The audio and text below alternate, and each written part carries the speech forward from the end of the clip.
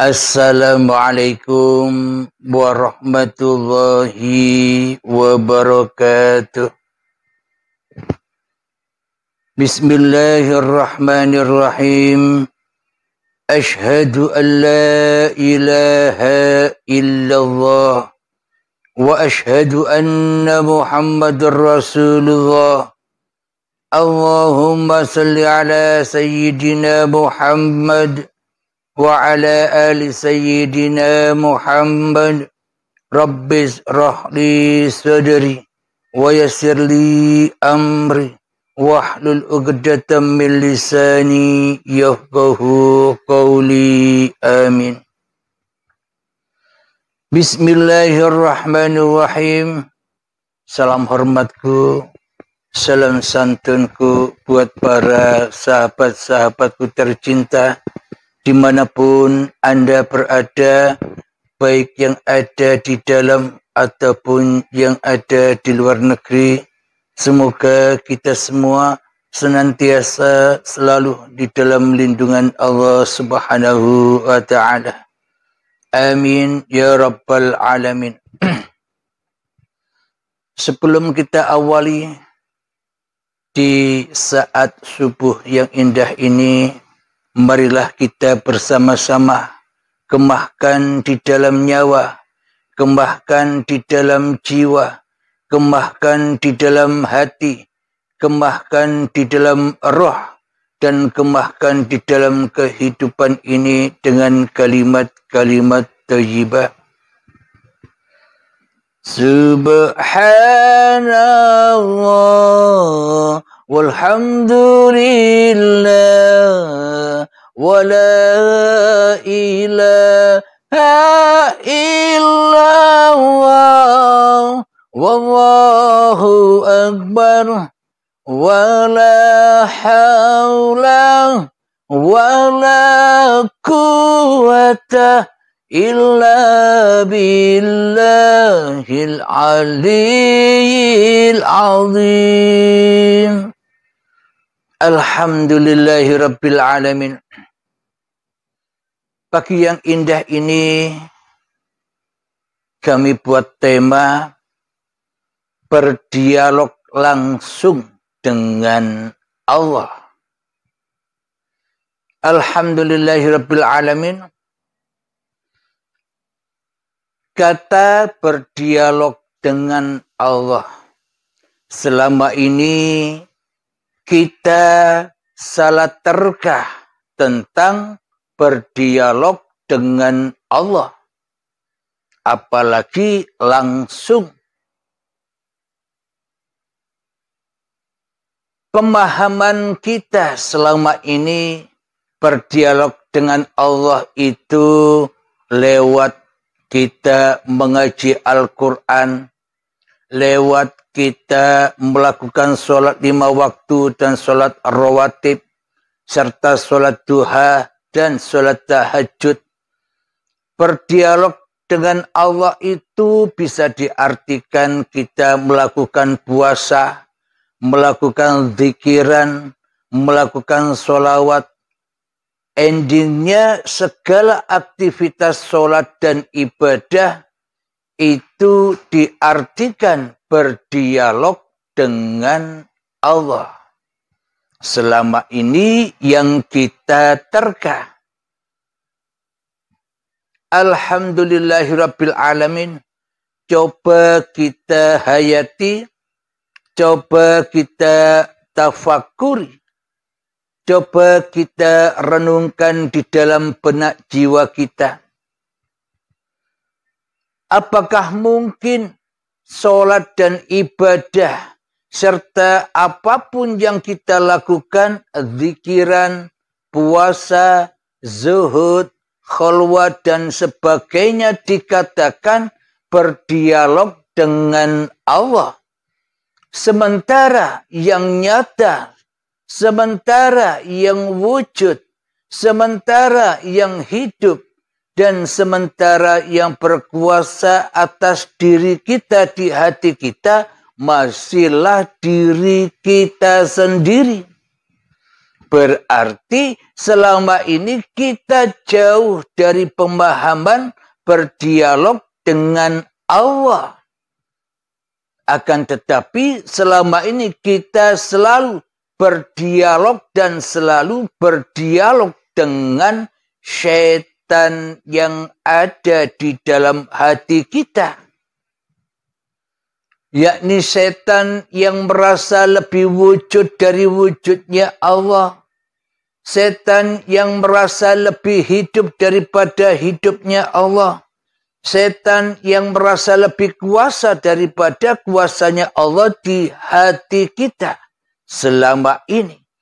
Bagaimana mungkin itu dikatakan berdialog dengan Allah, sementara Allah kita tiadakan di hati kita.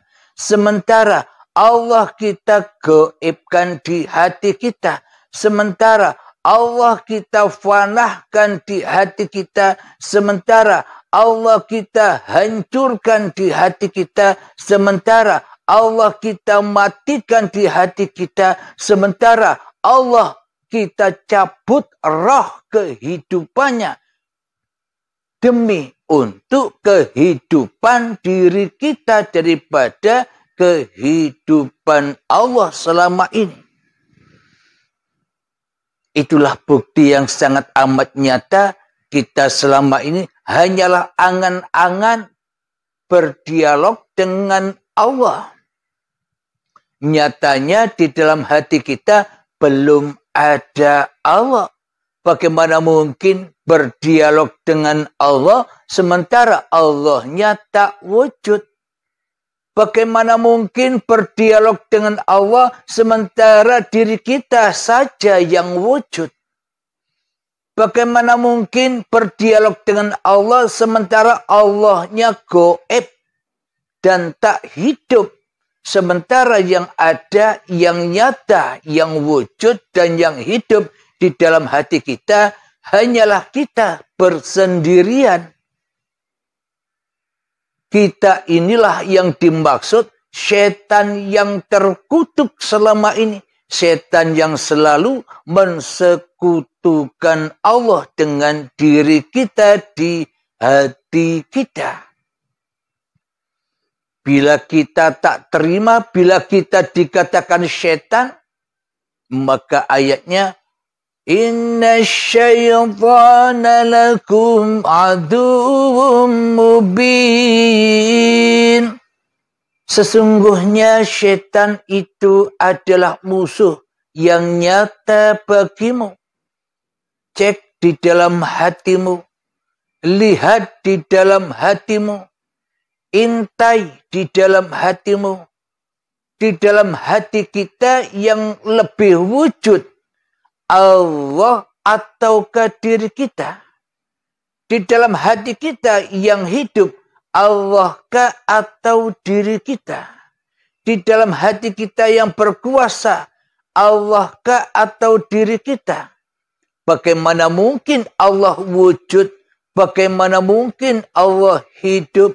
Bagaimana mungkin Allah berkuasa di dalam hati kita sementara Allah selama ini kita gaibkan. Allah selama ini kita tiadakan di hati kita. Selama ini kita hanya ngobrol. Selama ini kita hanya berdialog dengan syaitan yang terkutuk saja. Yang mana ia lebih cinta kepada dirinya daripada cinta kepada Tuhannya. Setan yang terkutuk lebih merasa dirinya yang paling hidup daripada hidup Tuhannya. Inilah lambang setan tak pernah bersujud kepada keadamannya. Setan tak pernah tunduk kepada ketiadaannya. Setan merasa dirinya ada. Setan merasa dirinya yang paling wujud daripada adanya. Dan wujudnya Tuhannya di hatinya. Itulah lambang diri kita selama ini. Jadi nama setan, nama iblis, nama jin, nama hawa nafsu itu hanyalah sebuah nama, label, sesebutan diri kita sendiri saat diri kita merasa jadi Tuhan di dalam kehidupan ini. Alhamdulillahirabbil alamin. Bagaimana caranya kita berdialog langsung dengan Allah? Cara kita berdialog langsung dengan Allah, ya kita harus tahu diri kita dulu. Siapa diri kita ini? Ya kita harus memahami diri kita dahulu. Siapa diri kita ini sebenarnya? Diri kita selama ini tidak menyadari bahwa diri kita ini makhluk. Diri kita selama ini tidak pernah menyadari bahwa diri kita ini ciptaan. Diri kita selama ini tidak menyadari bahwa kita ini made-in Allah. Akan tetapi selama ini percaya dan keyakinan kita hanyalah angan-angan belaka. Tidak terrealisasi di dalam hati kita. Kita mengucapkan aku yakin percaya dengan adanya Allah. Aku yakin dan percaya Allah wujud. Aku yakin dan percaya Allah hidup. Aku yakin dan percaya Allah kuasa. Tapi semua itu gombal among. Pernyataan-pernyataan yang bohong, yang dusta. Akan tetapi di dalam hati kita selama ini kita menyatakan dengan jelas dan nyata bahwa hanya diri kitalah yang wujud. Bahwa hanya diri kitalah yang hidup. Bahwa hanya diri kitalah yang berkuasa atas hidup dan badan ini di hati kita. Itulah kenyataan-kenyataan yang tak pernah bisa kita dustai di hati kita. Itulah pernyataan akidah dan iman yang tak pernah bisa kita ingkari di hati kita. Oh ternyata aku selama ini telah ingkar kepada Tuhanku. Oh ternyata selama ini aku telah syirik kepada Tuhanku. Oh ternyata selama ini aku telah kafir kepada Tuhanku di hatiku. Jadi untuk berdialog dengan Allah, ya kita wajib kembali kepada siapa diri manusia kita ini. Bila kita ingin berdialog dengan Allah, kita wajib kembali kepada siapa kita ini diadakan. Kita wajib kembali kepada siapa kita ini diwujudkan. Kita wajib kembali kepada siapa kita ini dihidupkan. Bila kita sudah menyadari bahwa kita ini hanyalah buatan, bila kita sudah menyadari bahwa diri kita ini hanyalah ciptaan, bila kita sudah menyadari bahwa diri kita ini hanyalah makhluk, maka akan nyata Allah berdialog dengan zatnya sendiri. Dan Allah berdialog dengan seluruh apapun yang diciptakannya. Jadi cara berdialog dengan Allah, ya tiadakan dirimu di hatimu dulu. Cara berdialog langsung dengan Allah adalah tidak nyatakan dirimu di hatimu. Cara berdialog langsung dengan Allah adalah tiadakan wujud dirimu di hatimu. Maka nyatalah Allah dengan segala ciptaannya. Itulah syahadat. Itulah asyahid. Allah maha menyaksikan dirinya dan Allah maha menyaksikan apapun yang diciptakannya. Maknanya diri kita kembali dahulu, diri kita pulang dahulu dari tak ada kembali kepada ketiadaan. Dari tak wujud kembali ke tidak wujudan. Dari tak hidup kembali kepada kematian. Itulah nanti akan nyata di dalam hati ini dialog langsung dengan Allah. Contoh ilustrasinya, contoh logikanya begini. Selama ini yang wujud menjadi Tuhan di hati kita hanyalah diri kita sendiri. Yang tahu tentang diri kita adalah diri kita sendiri. Yang tahu apapun yang akan kita kerjakan, ya diri kita sendiri. Contoh, ketika kita mau atau ketika kita bangun tidur, kira-kira badan bisa ngomong-ngomong kepada diri kita, bro, ayo bangun tidur bro. Apakah badan kita bilang kepada kita, ngobrol kepada hati ini, bro, ayo bangun tidur bro. Lalu duduklah sejenak, berdirilah, dan menuju ke kamar mandi. Apakah bisa badan ini ngobrol dengan hidup? Apakah bisa jasad ini ngobrol dengan hati kita?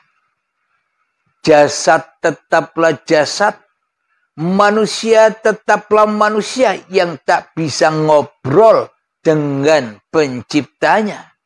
Jasad yang tak bisa ngobrol, jasad yang tidak bisa berdialog dengan yang memakainya. Jadi yang bisa berdialog, jadi yang bisa ngobrol, ya diri kita sendiri. Mau bangun tidur, ya kita sendiri yang mau. Jadi badan hanyalah baju-baju kita, ya ikut saja badan ini tanpa komentar. Ketika kita mau duduk, badan ini pun juga ikut duduk. Maknanya badan tak bisa komentar apa-apa. Hanya mengikuti perintah-perintahnya hati. Badan ini hanyalah rasul-rasulnya diri kita. Kita mau begini, badan pun begini. Kita mau begitu, badan pun begitu. Kita mau berdiri, badan pun berdiri. Kita ke kamar mandi, badan pun ke kamar mandi.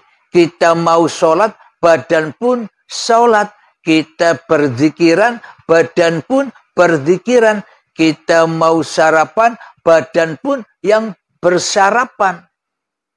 Kita mau naik motor, badan pun naik motor. Jadi badan ini tak bisa komentar apa-apa. Kecuali semua sudah dikuasai oleh yang menciptakan badan. Siapakah yang menciptakan badan? Selama ini kan kita manusia yang seolah-olah menjadi penciptanya badan-badan kita sendiri. Apa buktinya?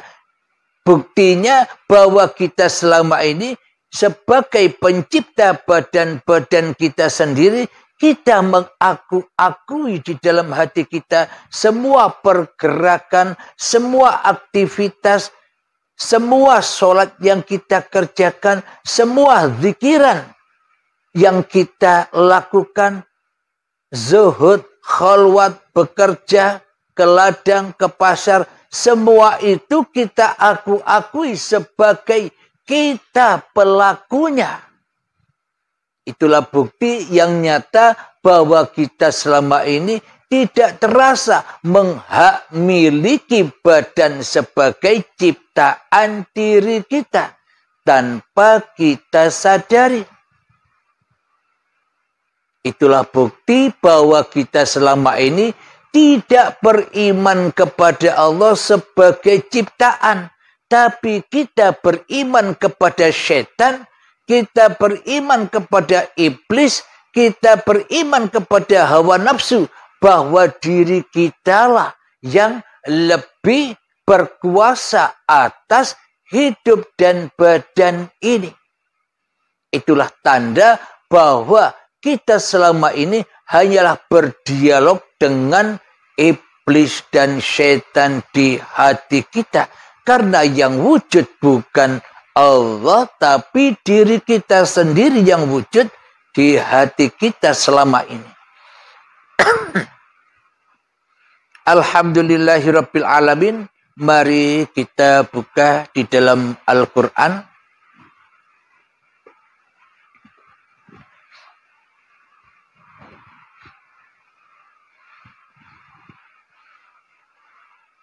Coba para sahabat buka surat Al-Hasyr.